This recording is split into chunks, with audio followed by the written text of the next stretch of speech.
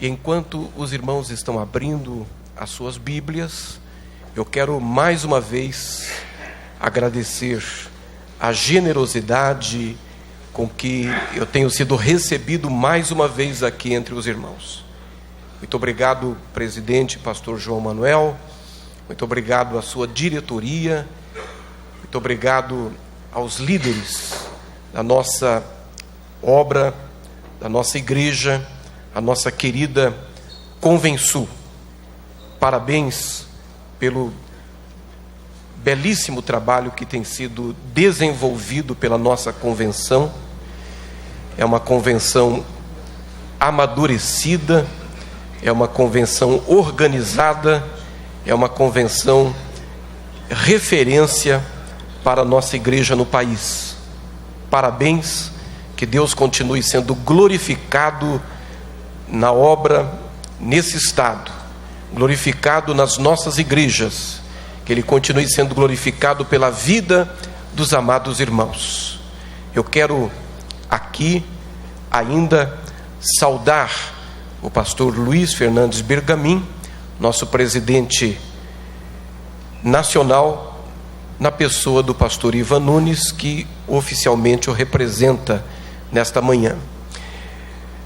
Evangelho de Jesus, segundo São Lucas escreveu, capítulo 22.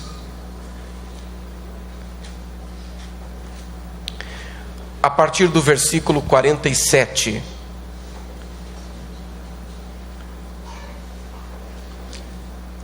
Parabéns, doutor Jean, parabéns, doutor Tiago, pelo extraordinário projeto Sunrise. Vocês sabem que nós estamos juntos nesse projeto, e é um projeto que eu tenho certeza agrada o coração de Deus, do Deus que nesse mundo já foi um refugiado. Estando ele ainda a falar, surgiu uma multidão, e um dos 12, que se chamava Judas, ia adiante dela, e chegou-se a Jesus para o beijar. E Jesus lhe disse: Judas, com um beijo traís o Filho do Homem? E vendo os que estavam com ele o que ia suceder, disseram-lhe: Senhor, feriremos a espada. E um deles feriu o servo do sumo sacerdote e cortou-lhe a orelha direita. E respondendo Jesus, disse: Deixai-os, basta. E tocando-lhe a orelha, o curou. E disse Jesus aos principais dos sacerdotes e capitães do templo e anciãos que tinham ido contra ele: Saístes com espadas e porretes como para deter um salteador? Tenho estado todos os dias convosco no templo, e não estendestes as mãos contra mim, mas esta é a vossa hora e o poder das trevas.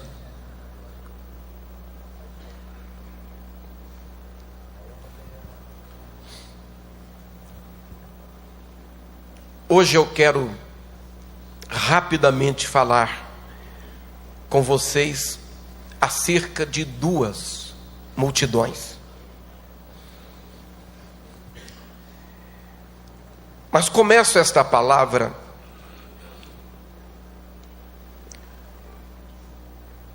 voltando a alguns versículos anteriores, no relato de um dos momentos mais incríveis da história,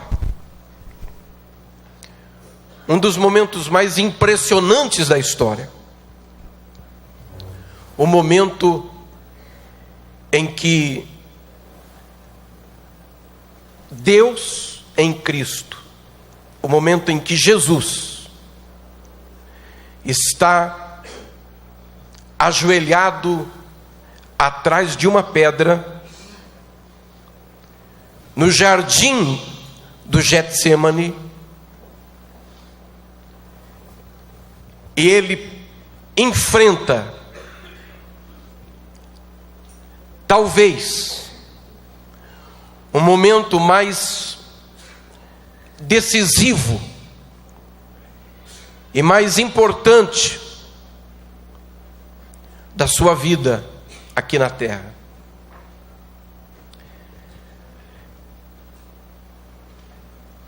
Eu tenho um profundo sentimento de gratidão a Deus, porque o Espírito Santo permitiu que esse texto, a partir do versículo 39, estivesse nas nossas Bíblias. Porque quando eu olho para o texto a partir deste versículo 39, de alguma forma, eu encontro um espelho, eu me vejo nesse texto, eu me vejo e me identifico com esse Jesus. Eu amo Jesus.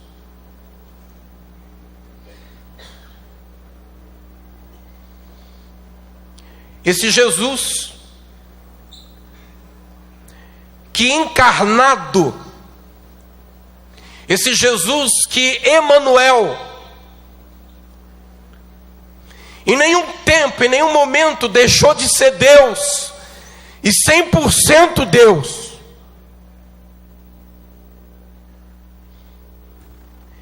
Mas que também era homem, e 100% homem. Se Jesus não fosse Deus, fosse apenas homem,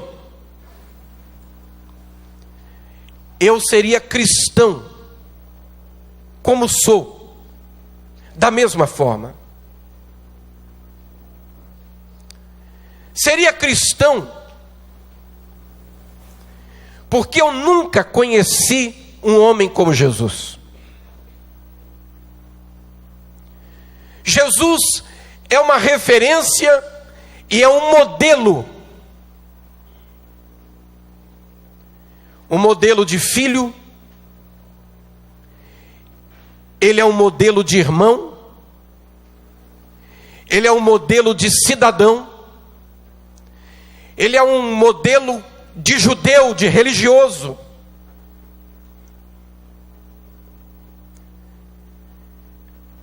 Jesus é um modelo de amigo, é um modelo de companheiro.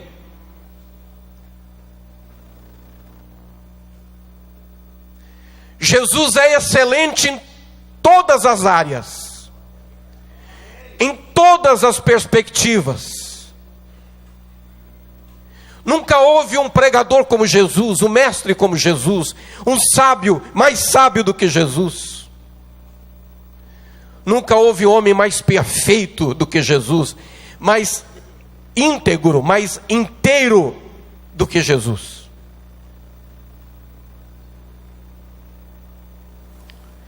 E é por isso que mesmo que ele não fosse Deus, é por isso que mesmo que Jesus fosse apenas e tão somente integralmente o homem que ele foi, eu seria o seu seguidor, inspirado no seu modelo, nas suas virtudes, na sua mensagem, na sua visão de mundo, na sua compreensão da vida. Mas Jesus não era só e não foi apenas o homem mais perfeito que já viveu nesse planeta. Todas as religiões do mundo têm um Deus, e algumas delas têm mais do que um. Somente na Índia existem 300 milhões de deuses. Mas nenhuma religião outra tem Salvador. Apenas a fé evangélica tem um Deus e tem um Salvador. Jesus é homem perfeito e Jesus é Deus integralmente. E quando eu olho para Jesus, eu vejo transformando água em vinho. A ação de Jesus me edifica. Mas eu não me vejo, eu não me identifico. Não me identifico com o Jesus que eu vejo ressuscitando Lázaro, andando por cima das águas, ordenando ao furacão, à tempestade que se acalme, ao mar que se silencie.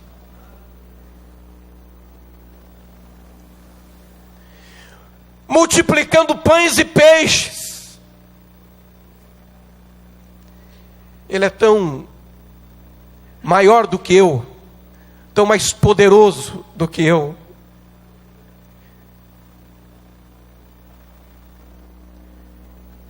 E aí a minha gratidão a Deus, porque o Espírito Santo permitiu que eu, nas páginas do Evangelho, me deparasse com esse Jesus fraco. Porque esse Jesus fraco se parece comigo. Esse Jesus fraco, eu me pareço com ele.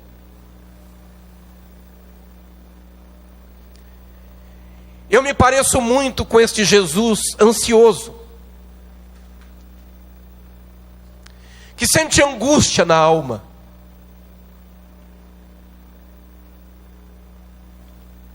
E eu sinto minhas angústias, porque há determinadas situações que eu não tenho poder de mudar. Porque nós temos poder de mudar aquilo que naquilo que não dependemos de ninguém. E a maioria das coisas que envolvem a nossa vida são coisas onde a nossa conexão, as nossas conexões, são conexões de interdependência. Eu não consigo resolver sozinho. Não depende de uma decisão exclusiva. No caso de Jesus, tudo depende dele. Ele pode tomar uma decisão monocrática. Ele pode tomar uma decisão isolada.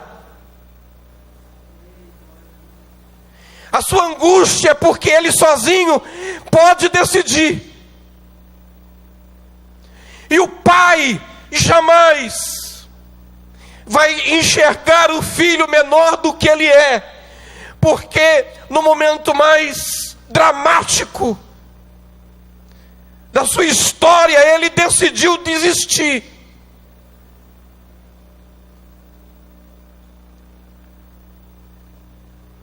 O pai espera do filho, mas não exige do filho.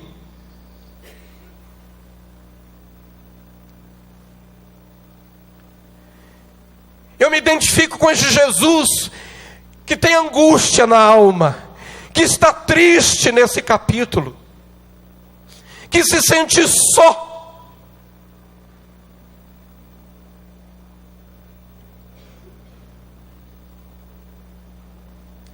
que leva os seus companheiros para um período de oração, mas que no meio da luta espiritual travada naquele jardim, do mundo tenebroso por trás da realidade natural, eles não suportam o peso da batalha espiritual. Eles são termômetros da realidade, termômetros da circunstância, e eu também não posso censurá-los, porque não é defeito ser um termômetro. A maioria das pessoas são termômetros. A maioria do nosso povo nas nossas igrejas são termômetros. O termômetro é o instrumento, é a ferramenta que identifica a temperatura ambiente. O termômetro acusa a temperatura, revela a temperatura.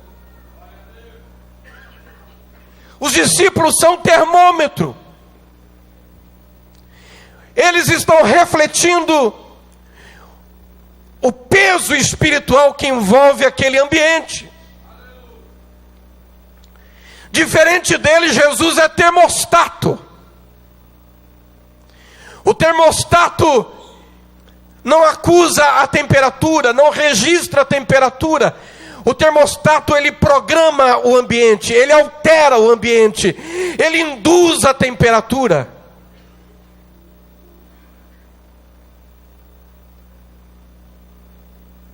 Quando esta igreja nasceu no Brasil, não faltavam no Brasil igrejas maravilhosas, igrejas abençoadas, denominações sérias.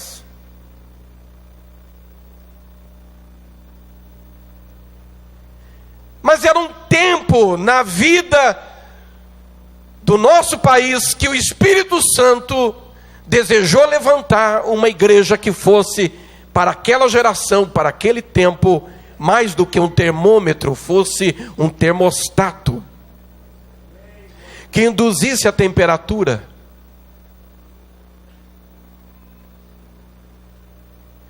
E é por isso que a igreja começa a ser perseguida, começa a ser atacada, ela começa a ser afrontada. É por isso que o líder desta igreja começa a ter o seu nome, a sua foto estampada nas primeiras páginas de jornais e de revistas, acusado de todas as coisas possíveis. É por isso que ele vai para a cadeia, ele é preso 27 vezes, e Deus sabe que aquela geração aguentava aquilo. Aquela geração tuiuti suportava ver o seu líder preso atrás das grades. E todas as vezes que as pessoas acreditavam que por causa daquela prisão, por causa daquelas calúnias, por causa daqueles ataques, a igreja ia acabar, eram surpreendidos com o fato de que a igreja mais crescia, mais se desenvolvia, mais se levantava, até se transformar no maior movimento de evangelização deste país. Era o chamado para ser termostato. Eu não sei se essa geração de hoje suportaria o que aquela geração suportou.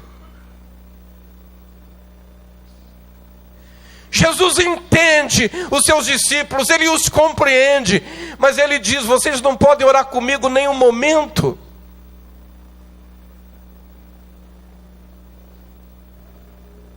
Ele volta para trás da pedra, ele o termômetro, o termostato.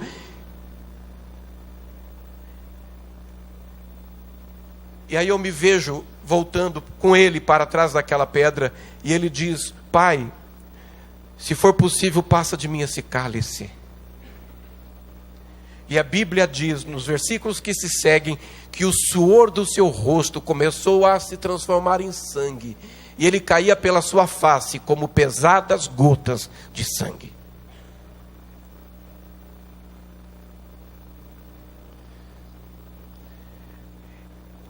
Eu me vejo nesse Jesus fraco, que está quase desistindo, está quase parando, está quase jogando tudo para cima. Eu tenho feito isso, eu tenho estado nesta condição muitas vezes na minha vida. Muitas vezes, algumas vezes durante o dia. Estava ouvindo um grande líder, dias atrás, ele estava ministrando, ele disse: irmãos, eu nunca tive vontade de desistir. Eu fiquei tão feliz por ele, tão orgulhoso por ele.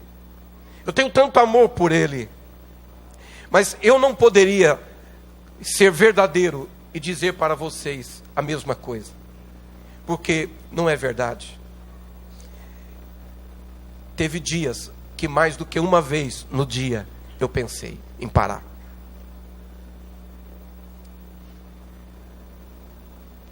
Eu ando com Deus há muitos anos.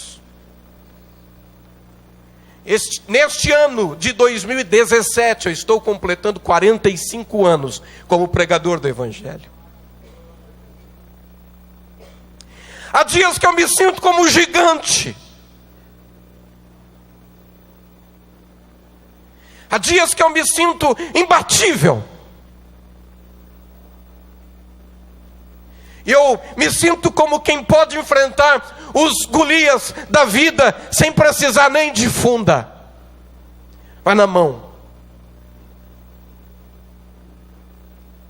Tem dias que eu me sinto tão fraco, tão cansado, tão pesado, tão parecido com Ele, nesse momento. Se o Espírito Santo não tivesse permitido que esse espelho estivesse aqui,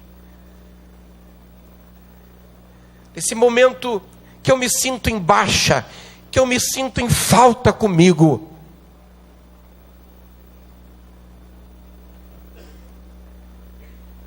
eu não teria forças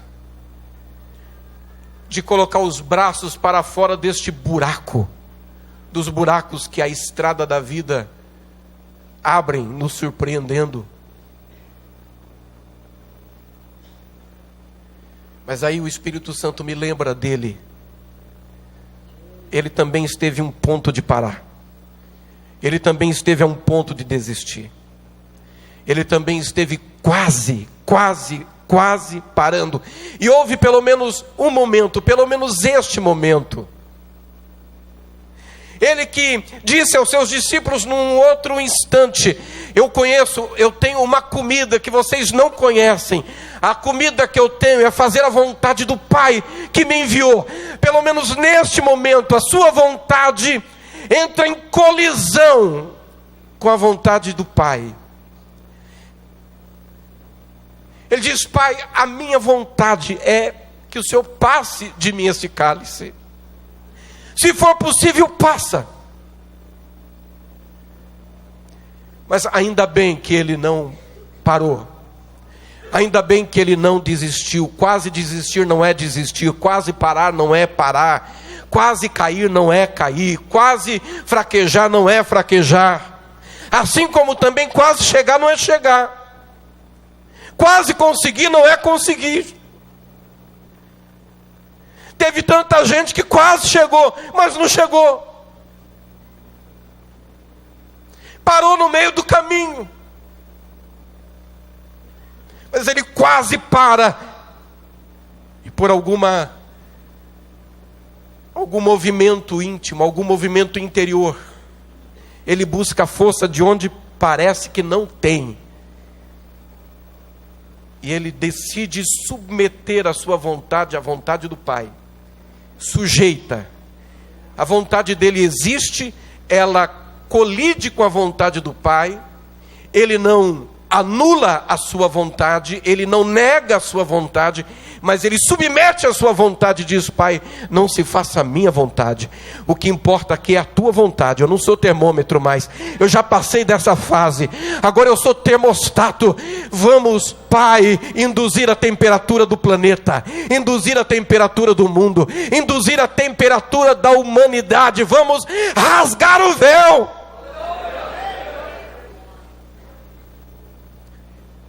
E aí eu vejo que se ele quase parou, mas não parou, quase desistiu, mas não desistiu, quase enterrou seu ministério, mas não enterrou seu ministério, quase abriu mão, mas não abriu mão, mesmo suando sangue, mesmo sob pressão, e ele se levanta com a capacidade de submeter a sua vontade, subordinar a vontade do Pai. Eu posso fazê-lo. Então esse é o Jesus que sai de trás da pedra, cheio de sangue,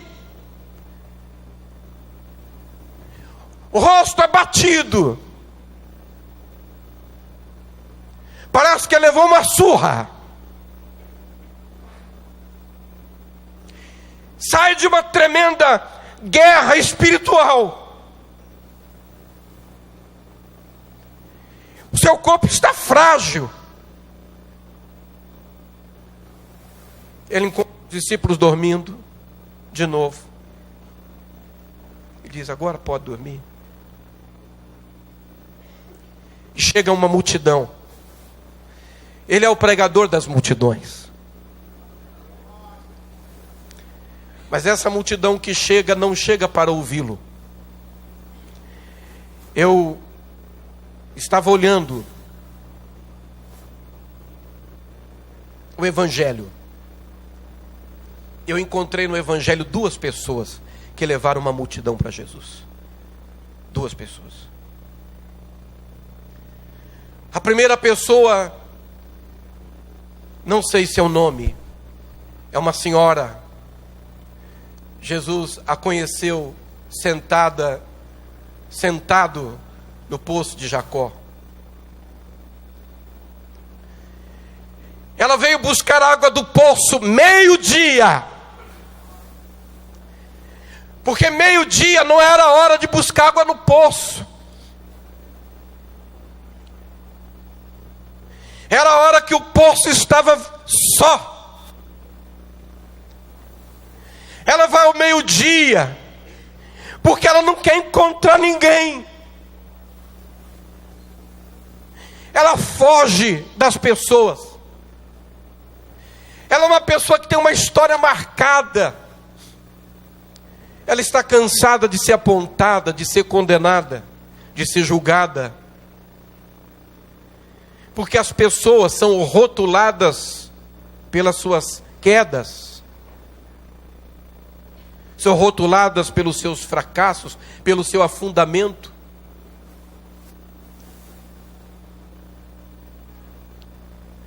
Ela tem uma vida conjugal tumultuada, uma vida sentimental, emocional tumultuada. E ela é uma pessoa marcada na sua cidade, então ela, cansada do desgaste de cada encontro, ela vai ao poço acreditando que não vai achar ninguém. E quando ela chega no poço, meio-dia, ela encontra Jesus.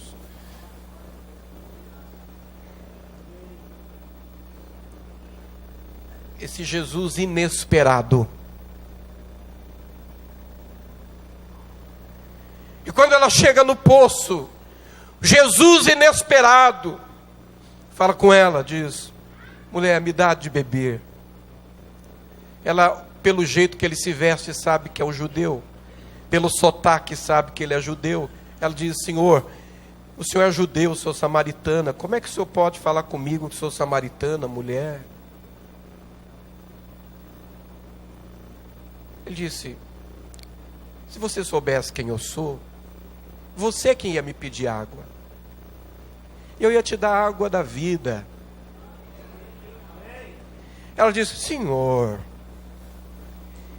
o senhor não tem corda, o senhor não tem balde, o poço é fundo, como é que o senhor está dizendo que poderia tirar água do poço, me dar água da vida? Ele diz: não estou falando do poço. Quem tomar água desse poço vai voltar a ter sede, mas quem beber a água que eu der, nunca mais terá sede. Ela disse: Senhor, me dá de beber dessa água. Ele diz: então vai lá, chama teu marido, vem cá, eu vou falar com vocês dois.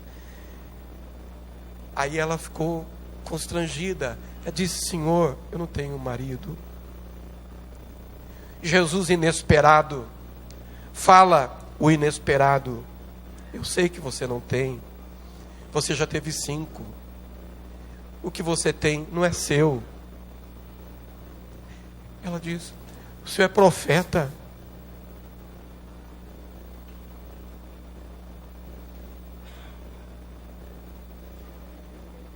No olhar de Jesus, ela percebe que esse Jesus inesperado tem um olhar inesperadamente amoroso, um olhar inclusivo. O olhar de Jesus abraça.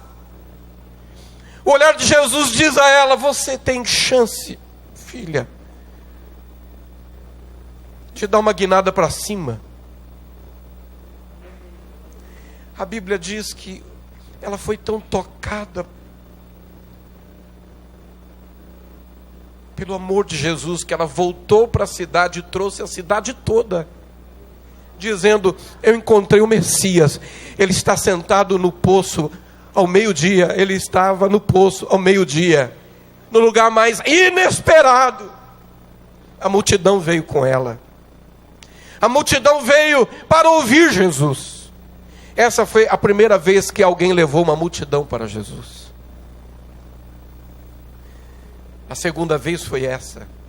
Foi Judas quem levou. Judas havia sido escolhido por Jesus. Jesus não errou quando escolheu Judas Iscariotes. Jesus não errou. É preciso lembrar que o ambiente do ministério de Jesus é um ambiente de privilégio, é um ambiente de poder e de autoridade. Diferente do que algumas pessoas pensam, o ambiente de poder não muda as pessoas, revela as pessoas. Ele potencializa o que está escondido.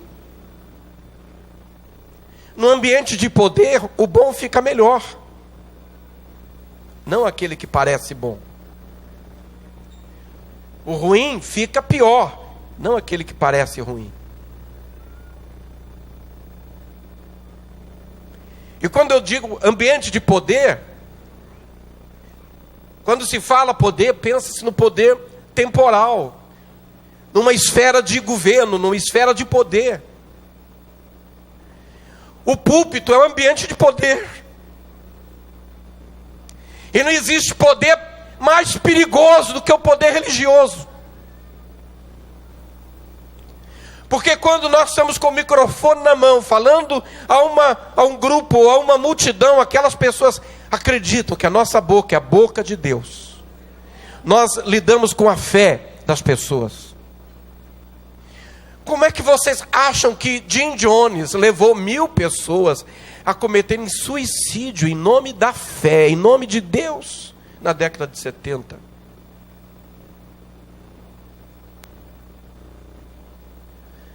De onde vocês acham que vem essa determinação de grupos religiosos extremistas que induzem pessoas no mundo inteiro a amarrar bomba no corpo, entrar no shopping center, no metrô, no avião, se explodir?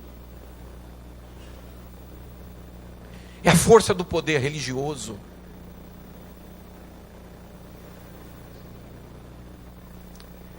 E se a pessoa de Deus que ocupar ou que fizer parte desse ambiente de poder, não tiver equilíbrio, não tiver humildade, não tiver discernimento, não tiver saúde, não apenas espiritual, mas saúde psicológica, saúde emocional, esse ambiente o transforma num monstro, deforma, potencializa as tendências inalcançadas, desconhecidas. Jesus não errou quando escolheu Judas.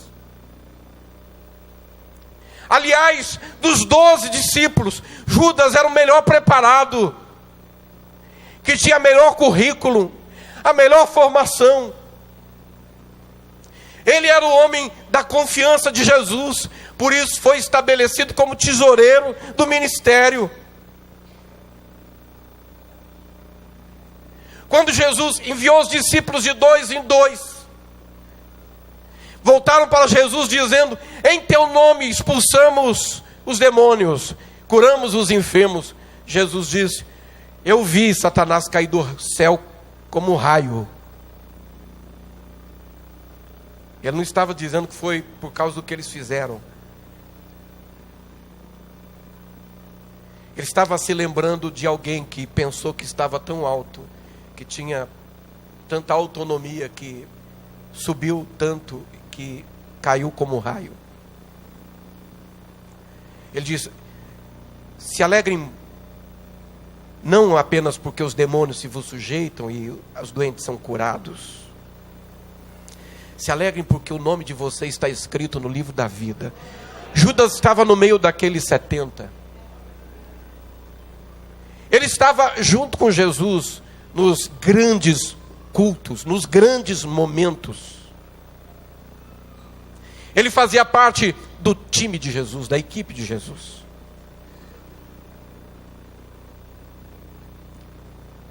Mas ele não soube lidar com as suas inclinações, com as suas tendências, e ele é traído pelas suas inclinações, ele é traído pelas suas tendências, ele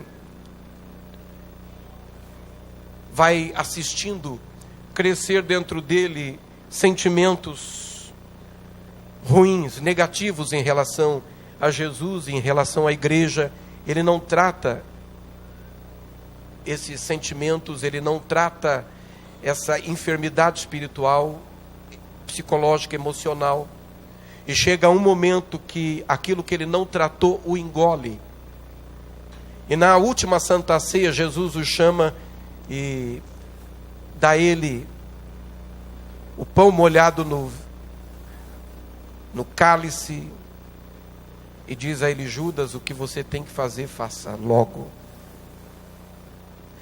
Então agora ele sai do culto e ele vai se encontrar com representantes do outro poder. E ele começa a liderar uma multidão. É incrível. Incrível como ele, que nunca teve capacidade para levar nenhuma multidão para Jesus, fazendo o bem, tem um poder destruidor de mobilizar uma multidão para fazer o mal. Incrível como pessoas que muitas vezes estão no nosso convívio e não têm força, não têm habilidade, não têm talento, não têm condição de mobilizarem pessoas, não têm disposição de mobilizarem pessoas para o bem, têm uma capacidade, uma facilidade para o mal. Eles têm a melhor das mensagens, a mensagem do perdão de Deus, a mensagem do amor de Jesus, a mensagem da salvação em Cristo, a mensagem da graça de Deus. Mas com essa mensagem eles não mobilizam nada, não mobilizam ninguém. Mas quando eles são tragados pelas suas próprias inclinações, com a mensagem da desconstrução, da difamação, da calúnia, do ataque, do desgaste, do abatimento, do enfrentamento, eles articulam, mobilizam, se demonstram generais articuladores, líderes mobilizadores. Essa multidão chega, Jesus vê Judas à frente dela.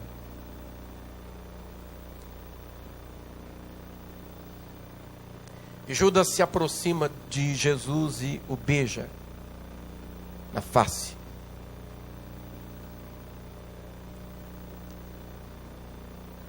Eu não sei dizer o que foi mais difícil para Jesus.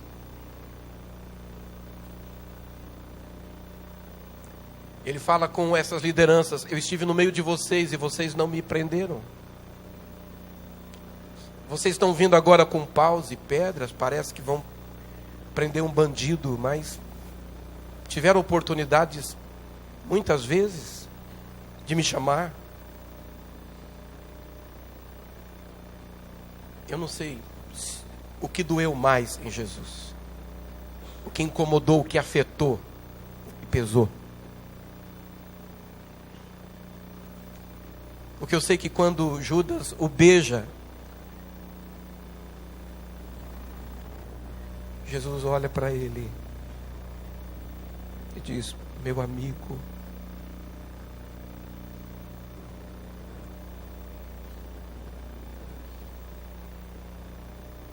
pensa comigo, esse Jesus não é incrível?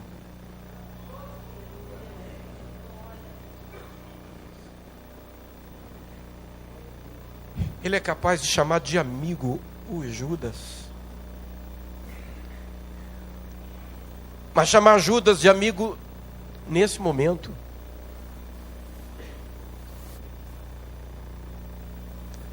Ele é capaz de não devolver com ofensa, de não revidar ferindo. Ele diz: meu amigo, você está traindo o Filho do Homem com um beijo.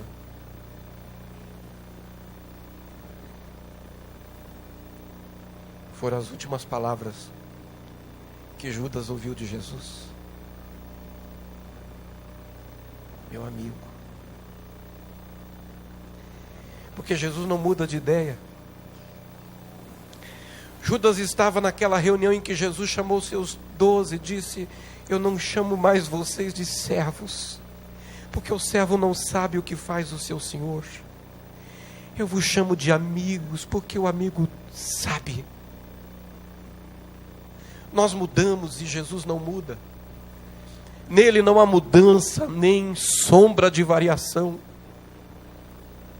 Ele continua olhando para Judas e identificando em Judas o melhor potencial de Judas. Ele pensa: você podia ter ido tão longe, você podia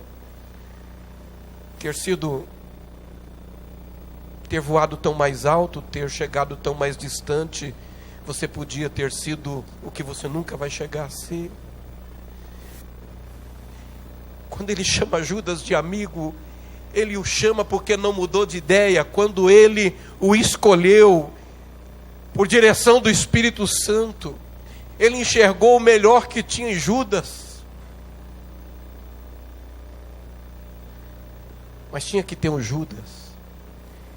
E se não fosse o Judas, ia ser alguém. Porque Judas virou estilo de vida, um estilo de comportamento. É tão diferente, é tão difícil a gente encontrar alguém chamado Judas. É tão raro. A gente encontra muito Pedro, muito João, muito Tiago, Roberto. É muito difícil encontrar alguém chamado Judas, que se tornou um nome pesado, um nome que representa um estilo de vida escolhido, de alguém que decidiu trair.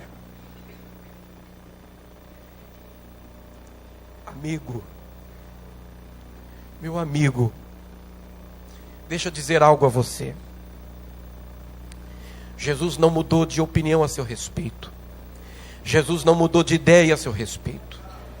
Ele continua pensando sobre você da mesma forma que ele pensava no primeiro dia, no primeiro encontro, no primeiro culto, na primeira mensagem, naquele primeiro momento de oração, quando você decidiu e abriu o seu coração para Ele, quando Ele trouxe o céu para a sua vida. Ele continua pensando da mesma forma como pensava quando você deu o seu primeiro passo no primeiro amor. Estava incandescente, estava incendiado de amor por Ele.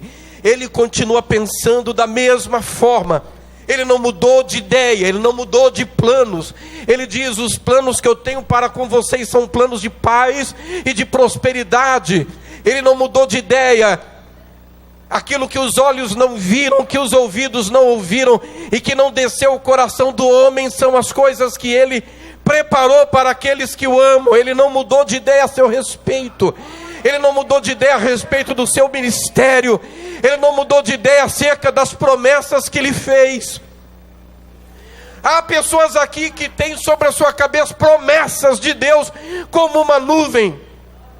Uma nuvem que parece que não vai dar chuva, não vai dar água. Parece às vezes que essa nuvem é tão pequenininha. Eu quero lembrar você do profeta que manda Acabe: corra, porque eu estou ouvindo o barulho de uma grande chuva.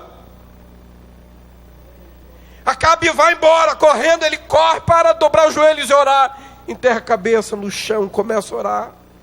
Chama o seu servo, diz: dá uma olhada no horizonte, que tem lá? Não tem nada. Ele ora, que tem lá? Só tem uma pequenininha nuvem do tamanho da mão de um homem. Fala: então vai lá e avisa que está chegando a tempestade, porque Deus não precisa de uma grande nuvem para fazer uma grande chuva. Deus não precisa de coisas grandes para produzir grandes resultados. Eu quero falar a você em nome de Deus, em nome de Jesus. A minha boca é boca profética para a sua vida nesta manhã. Deus não mudou de ideia a seu respeito. O céu não mudou de ideia a respeito da sua família, não mudou de ideia a respeito do seu ministério. E essa pequena nuvem sobre a sua cabeça, carregada de promessa, vai se transformar numa tremenda tempestade de Deus para esse tempo. E deixa eu lhe dizer algo: nós estamos entrando em rota de colisão com o tempo da igreja, com o tempo do arrebatamento da igreja.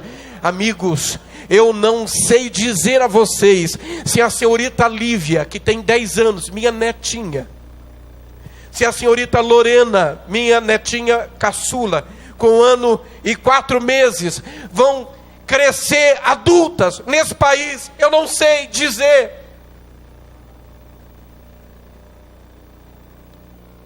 Será uma surpresa para mim se o arrebatamento da igreja não acontecer nos próximos 5 a no máximo 10 anos que temos pela frente. Será uma surpresa.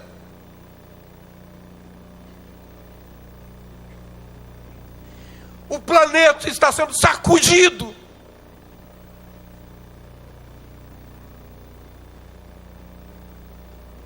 O meio ambiente está entrando em colapso.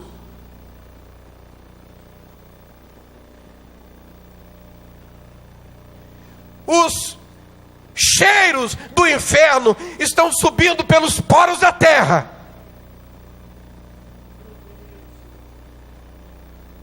Como que entrando em ebulição.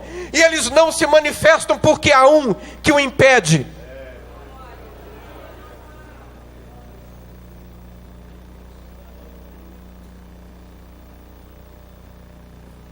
O terceiro templo está totalmente preparado. Todas as peças estão prontas. E ele pode ser montado rapidamente, qualquer momento.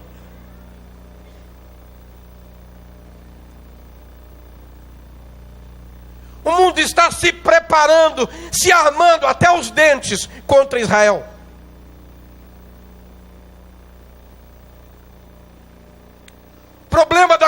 Coreia do Norte não é Coreia do Sul, é Israel. A Rússia está olhando para Israel.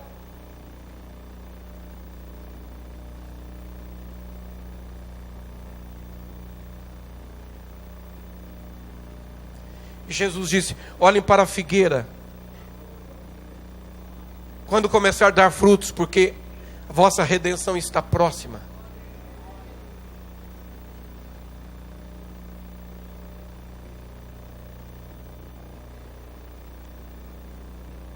Se isso que eu estou dizendo é verdade, então nós também estamos à beira do maior avivamento da história, todos os tempos. Então eu estou olhando para alguém nesse auditório, escolhido por Deus, que está dentro do plano de Deus. Eu estou olhando para a geração do arrebatamento, para quem vai viver este último avivamento.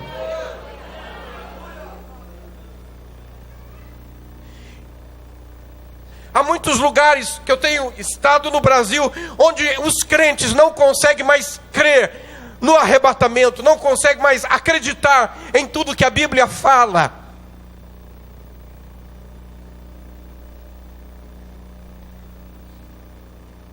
Isso é um erro.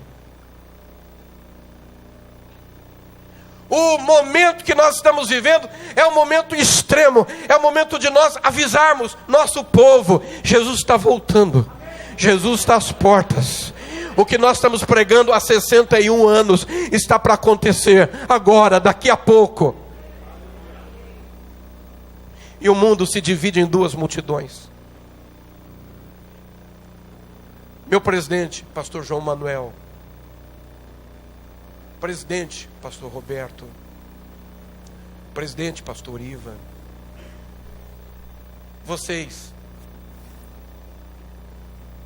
não se enganem. Eu também não me engano. Aqui também tem duas multidões.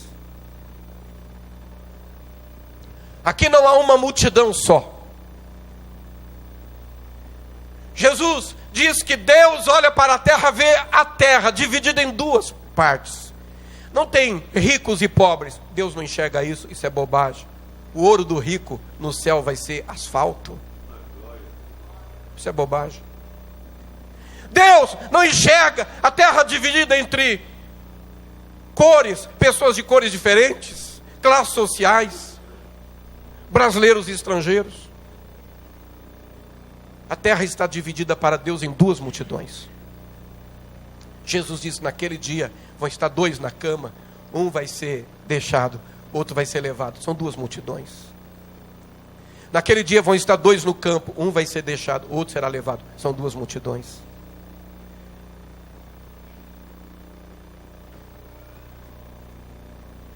Jesus disse: naquele dia vão bater a porta e vão dizer: Senhor, Senhor, em teu nome expulsamos demônios, curamos enfermos, falamos em línguas. E ele vai dizer: apartai-vos de mim, eu não conheço vocês. É um grupo que é parte da multidão que ficou e são pentecostais.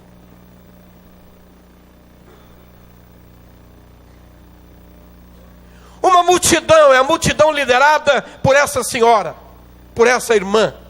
É a multidão daqueles que vão ao encontro de Jesus porque tem sede, não da água do poço, mas da água da vida.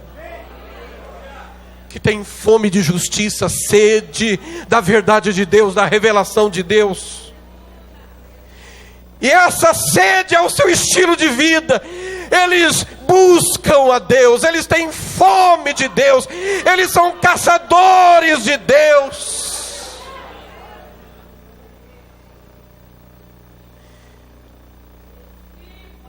Alguns estão começando na fé e outros andando com Deus há 50 anos, mas estão nessa multidão porque quanto mais bebem desta água, mais eles querem beber, não porque tem sede, mas porque essa água traz deleite, ela traz gozo.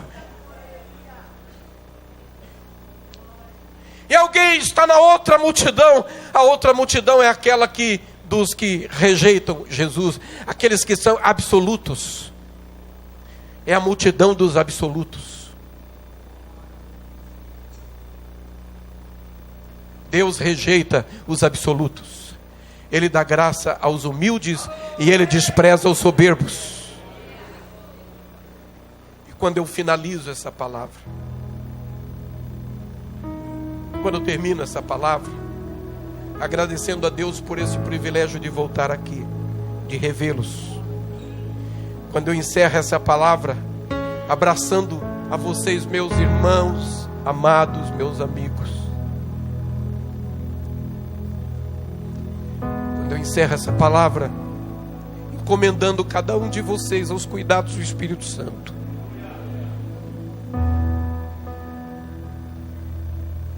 Quando eu encerro essa palavra, me despedindo de vocês, porque quando eu descer daqui, eu vou abraçar meia dúzia de amigos aqui na primeira fila, vou para o quarto, pego as minhas coisas, já vou para o aeroporto e prego hoje à noite em Mogi das Cruzes.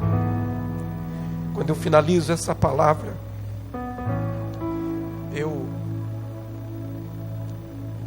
peço a Deus que dê a cada uma e a cada um de vocês hoje a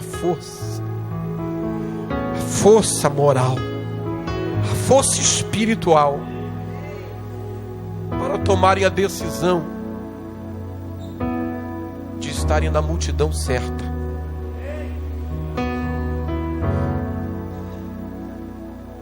Porque a multidão que você vai estar, é você quem decide.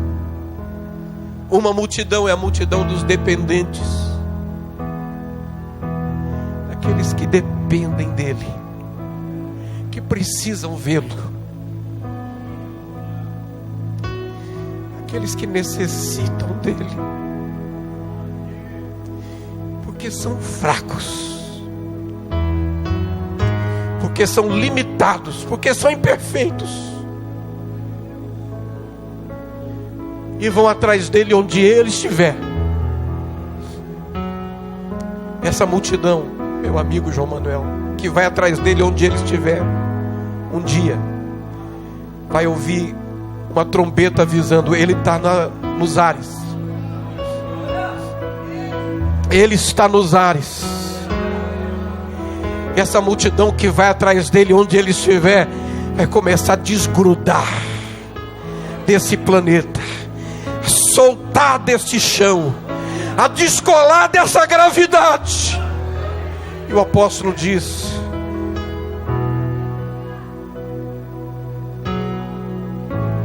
nós ouviremos a trombeta de Deus, e os mortos em Cristo ressuscitarão primeiro, e depois nós que estivermos vivos seremos arrebatados, seremos transformados e arrebatados no abrir e no fechar de olhos, e assim estaremos para sempre com o Senhor. A outra multidão, Jean, é a multidão dos absolutos, é a multidão dos que não dependem dele, dos que já aprenderam tudo que tinham que aprender, dos que já sabem tudo que tinham que saber, dos que já dominam tudo que tinham que dominar, dos que já se santificaram tudo que tinham que se santificar e não precisam do seu poder santificador. São os absolutos, são os que não dependem dele, são os que já podem andar por cima do mar e não afundam, são os que podem entrar sozinhos na fornalha de fogo ardente e não se queimam, não precisa do quarto homem. São os que podem entrar na cova dos leões e o leão não come, porque eles não precisam do anjo, eles podem entrar sozinhos. Mas o céu conta com os dependentes. O céu conta com aqueles que vão sair por essas portas para suas igrejas, sejam grandes ou pequenas, e sabem que o sucesso do seu trabalho, o resultado do seu ministério depende dele. A bênção vem dele, a graça vem dele, a unção vem dele, a misericórdia dele, o poder é dele, a glória é dele, a honra é dele, o louvor é dele para sempre. E quem pode, levante as suas mãos e por um minuto glorifique o seu nome. Apenas glorifique o seu nome, apenas glorifique, Abra sua boca e apenas glorifique o seu nome, apenas glorifique. Alguém aqui depende dele, alguém aqui precisa dele, alguém aqui é dele, alguém aqui é salvo por ele, por causa dele, é para ele. Levante as suas mãos, abra a sua boca e comece a glorificar a Deus. Alguém aqui abra a sua boca e comece a orar em línguas estranhas. Alguém aqui abra a sua boca e comece a cantar cânticos espirituais. Abra a sua boca e cante cânticos espirituais. Abra a sua boca e o glorifique.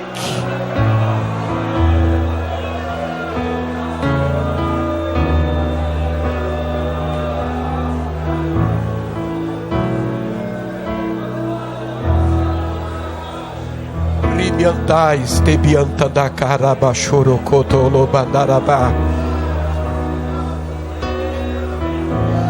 Oh, aleluia, aleluia. Eu vou terminar agora. A Bíblia já está fechada. Dê a mão a quem está ao seu lado. Vou terminar nesse momento. Pastor Roberto, é o senhor quem vai assumir esse microfone agora. Nosso presidente, pastor João Manuel. O senhor pode subir, já parei. Segure a mão de quem está ao seu lado. Olhe para cá. Aquela multidão levou Jesus. Que Jesus se deixou levar. Jesus se deixou levar. Ele é acusado do que não fez.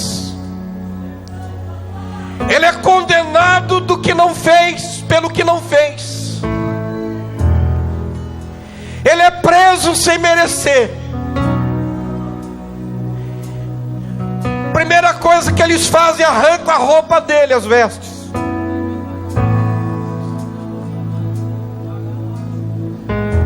Amarra ele.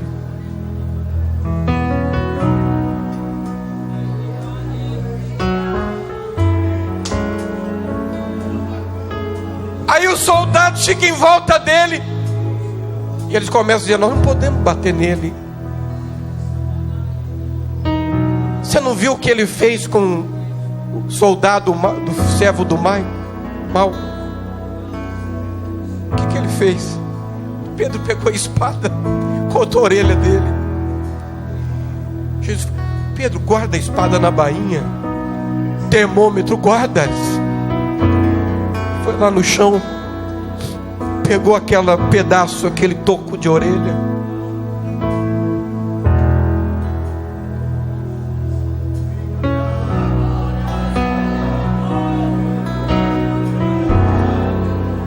Colocou no lugar.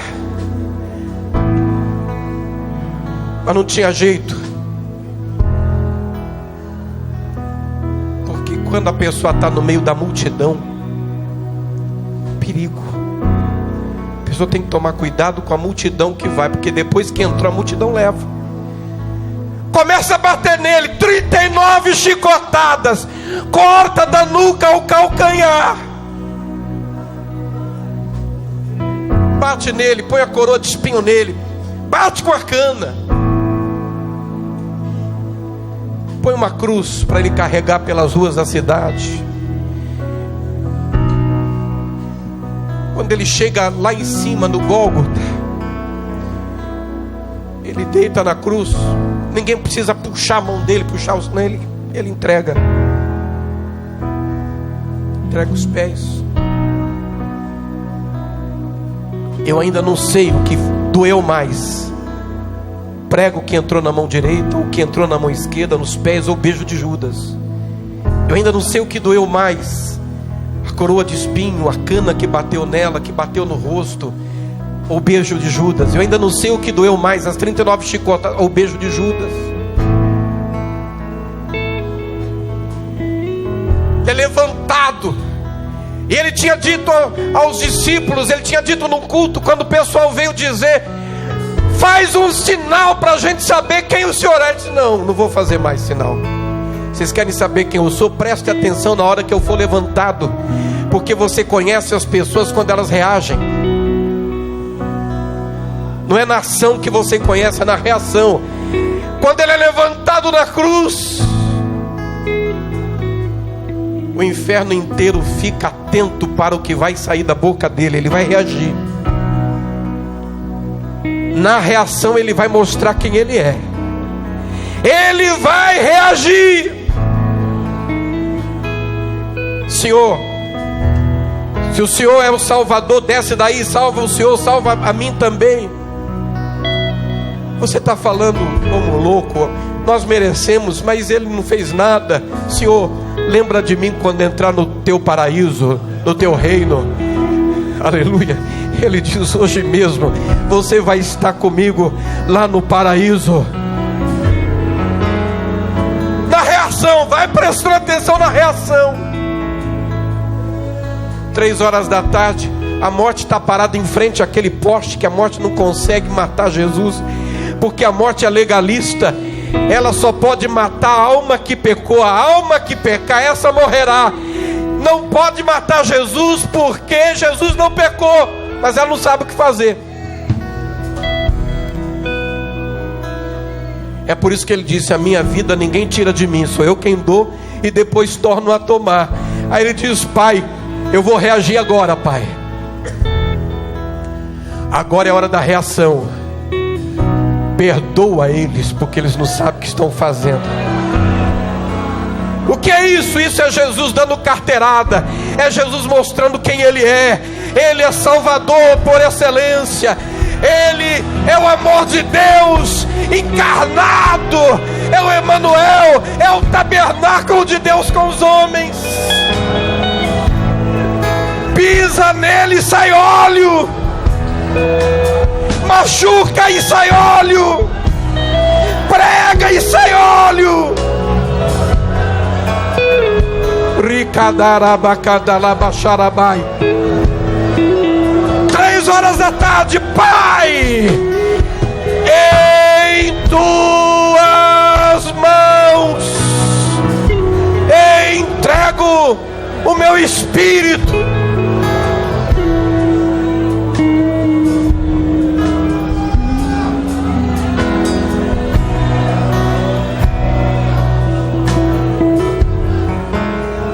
Tira o corpo da cruz, tira ele da cruz, enrola no lençol,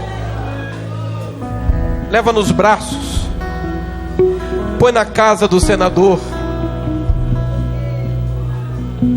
guarda no túmulo virgem do senador, rola a pedra, põe na frente, põe a guarda do templo, põe a guarda romana. Sexta-feira, a cidade chora. É incrível, porque quem pareceu que teve vitória não teve, não consegue comemorar a vitória. Está fresco na memória do povo o terremoto, o véu do templo rasgou-se, alguma coisa terrível está acontecendo, alguma coisa que não se pode entender, incompreensível está acontecendo. No sábado, silêncio. No sábado, silêncio. Porque tem a hora que a gente fica em silêncio, tem a hora que Deus fica quieto. Se Satanás pudesse parar o tempo, ele parava, mas ele não pode. Se ele pudesse colocar uma trava na engrenagem do tempo, ele punha, mas não podia. O sábado passou, o domingo amanheceu, e de manhã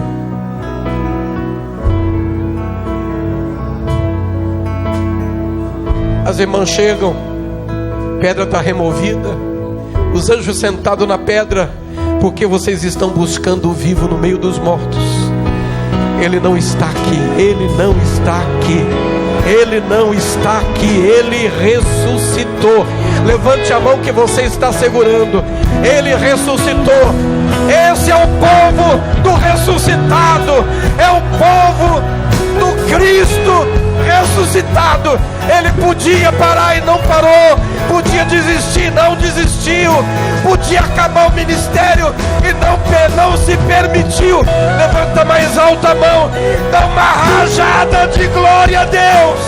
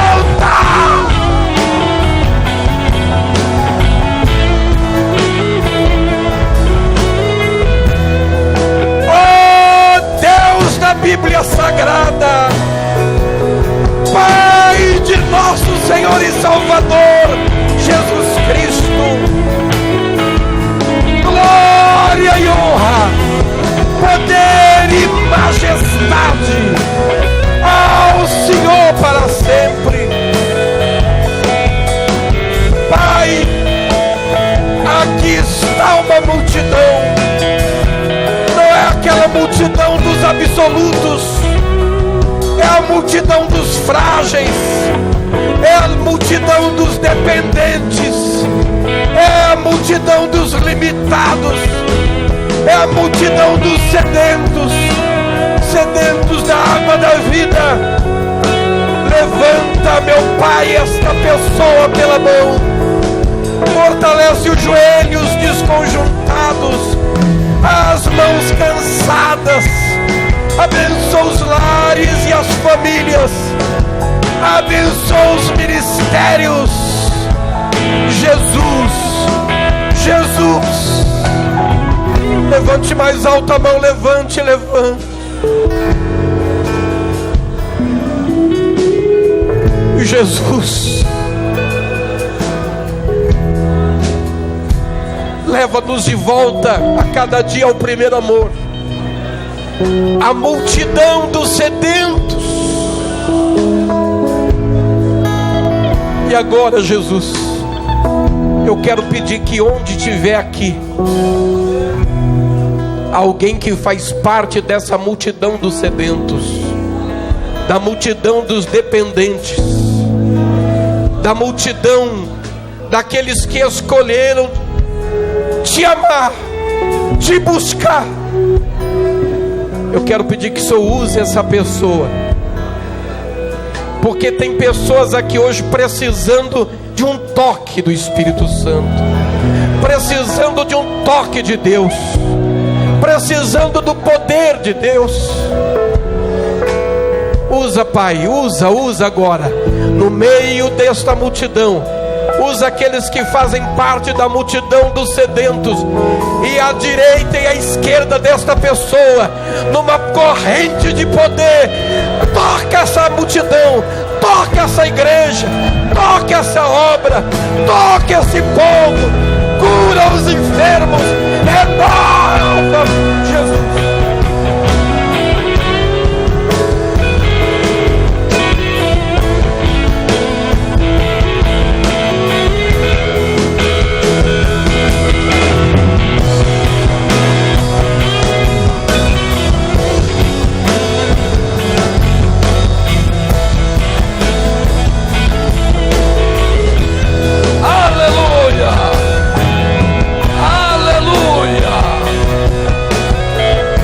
Graças a Deus.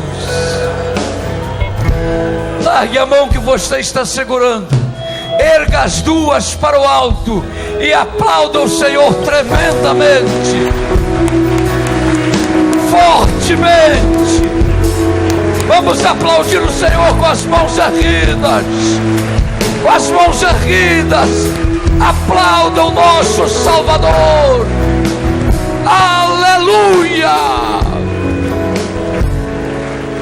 Bendito seja Deus.